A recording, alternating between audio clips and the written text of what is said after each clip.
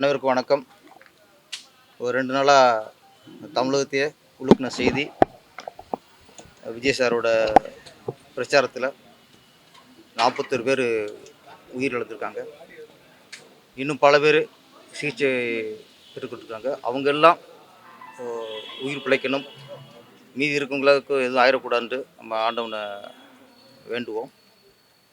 இனிமேல் இந்த மாதிரி நிகழ்வு நடக்காமல் அரசியல் தலைவரும் சரி, காவல்துறையும் சரி, மற்ற நிர்வாகிகளும் சரி எல்லாம் கவனமாக இருக்கணும். ஏன்னா உயிர் சாதாரண விஷயம் இல்லை. அதுவும் இங்கே வேடிக்கை பார்க்க போன, விஜயை பார்க்க போன எல்லாருமே பெரிய கோடீஸ்வரங்க, பரம்பரை பணக்காரங்க இல்லை. அன்னாடங்கட்சியில் இருப்பாங்க, நடுத்தர வர்க்கத்தை சேர்ந்துருப்பாங்க. அந்த ஒரு நடுத்தர வர்க்கத்திலேருந்து ஒரு உயிர் போகுங்கிறது அந்த குடும்பத்துக்கு பெரிய இழப்பாகும். இன்றைக்கி பல கட்சிகள் தொகையா உங்களுக்கு இறப்பு நிதியாக 20 லட்சம், 10 லட்சம், 5 லட்சம் சொல்கிறாங்க. இதெல்லாம் அது அந்த உயிருக்கு நிகராகாது. விலை மதிப்பில்லாத உயிர். அந்த உயிர் நம்ம ஒரு அரசியல் தலைவர் அரசியல் தலைவர் மட்டும் இல்லை, கூட இருக்கும் எல்லாருக்கும் அவங்க பாதுகாப்புக்கு எந்த அளவுக்கு முக்கியத்துவம் கொடுக்குறோமோ அந்த அளவுக்கு அவங்கள பார்க்க வர மக்களோட உயிருக்கும் அவங்களுக்கும் பாதுகாப்பு கொடுக்கணும். இது ஒரு ஒரு படிப்பினை தான். இதுக்கப்புறம் விஜய் சாராக இருக்கட்டும், வேறு கட்சி தலைவராக இருக்கட்டும், தயவுசு மக்களின் உயிருக்கு மதிப்பளித்து அதுக்கான இடத்த தேர்ந்தெடுத்து அங்கே போய் மக்களை பாருங்கள், சந்திங்க.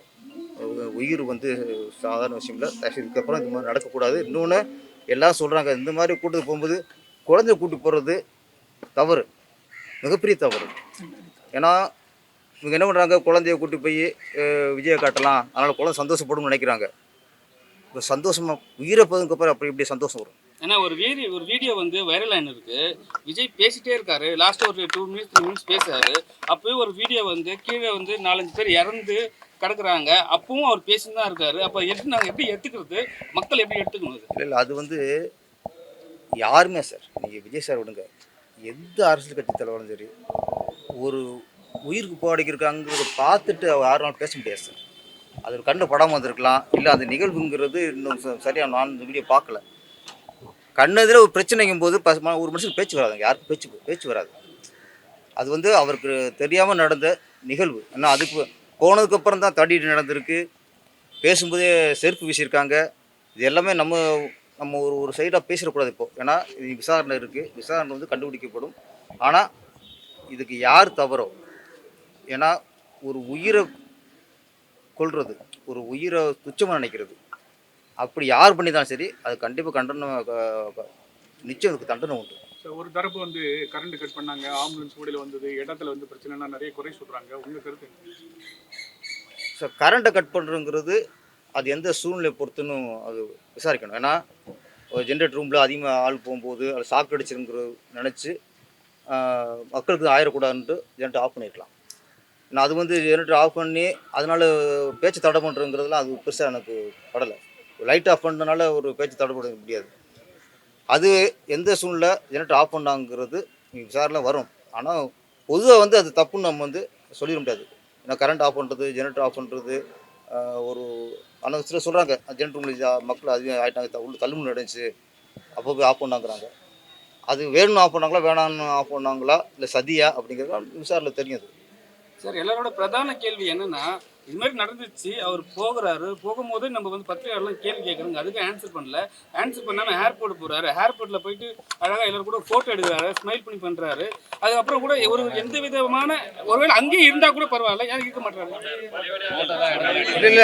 இல்லை அந்த வீடியோ இல்லை ஒரு நிமிஷம் கேள்வி புரிஞ்சுது.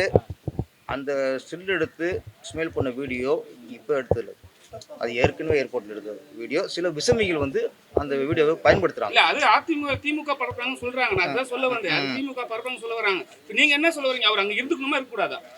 அங்கே இருந்துக்கக்கூடாது. ஏன்னா சில சூழலில் அங்கே நம்ம இருக்கணுமா போகணுமாங்கிறது நம்ம யோசித்து தான் போகணும். இப்போ இன்றைக்கி முதலமைச்சர் போயிடலாம், துணை முதலமைச்சர் ஈஸியாக போயிடலாம், மற்ற அமைச்சர் போயிடலாம். ஏன்னா அவங்களுக்கு அதிகார பலம் இருக்குது. இன்றைக்கி அவங்களுக்கு காவல்துறை ஃபுல் சப்போர்ட் பண்ணோம். ஆனால் விஜய் சாருக்கு வந்து அதிகார பலம் இல்லை.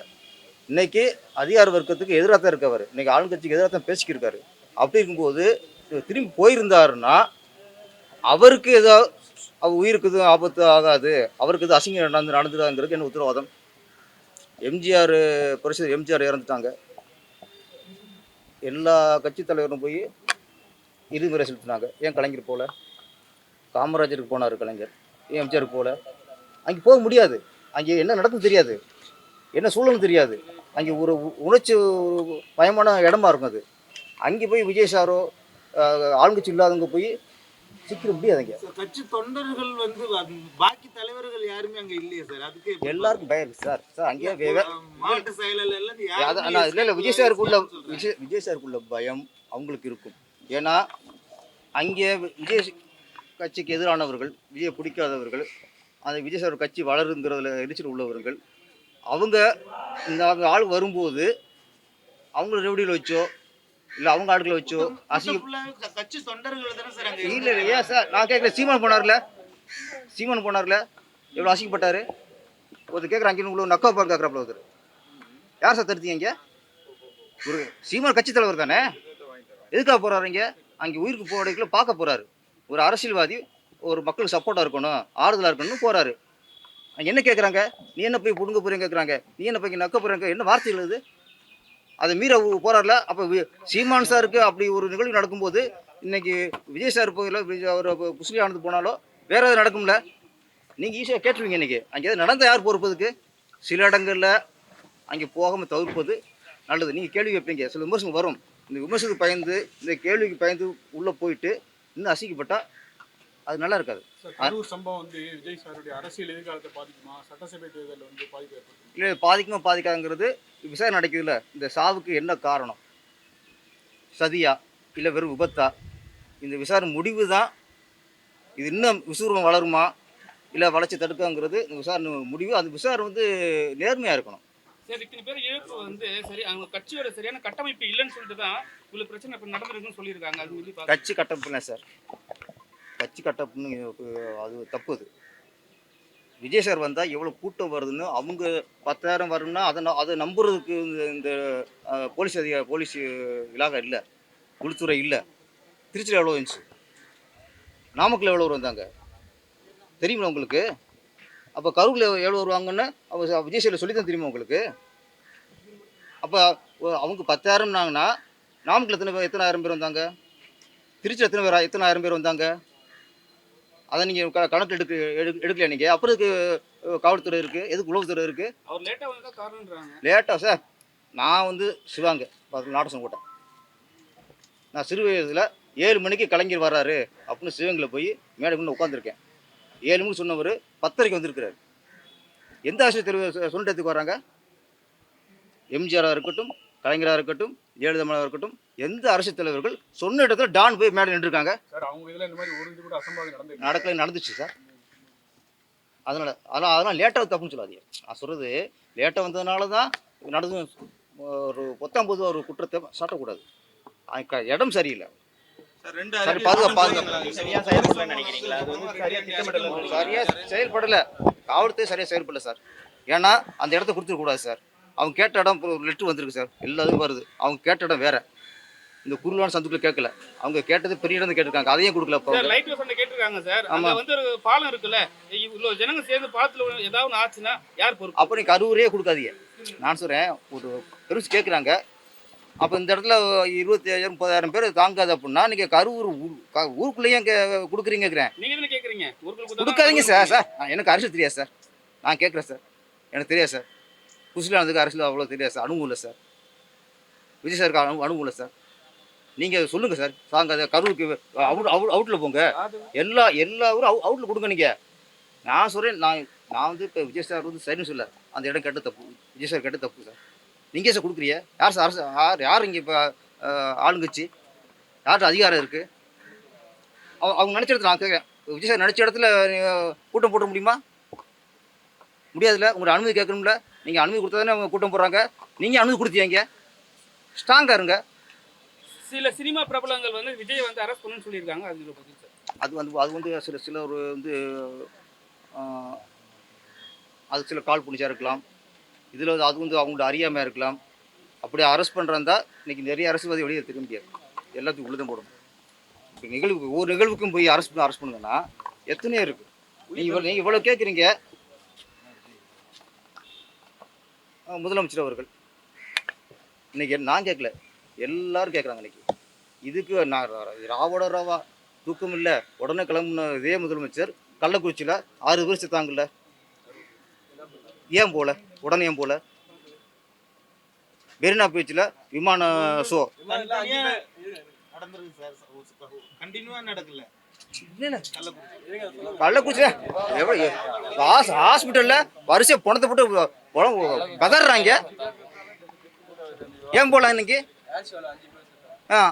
அன்னைக்கு சென்னையில் தான் இருக்காரு முதல்வர், துணை முதல்வர் சென்னையில் தான் இருக்காரு. விமான சொல்ல 5 பேர் செத்தான்ல, போய் பார்த்தீங்களா? எல்லாத்துக்கும் காரணம் திமுக தான் சொல்ல வரீங்களா நீங்க? இல்லை நீங்கள் நீங்க சொல்றது எல்லா உயிரும் ஒன்றா நினைக்கணும். எல்லா உயிரும் ஒன்றா நினைக்கணும். எல்லா சூழ்நிலையும் இருக்கிற உயிர் ஒன்றா நினைக்கணும். இன்னைக்கு துணை முதலமைச்சர் துபாய் போகிறாரு, போயிட்டார்ல, உடனே திரும்பி போகிறாரு.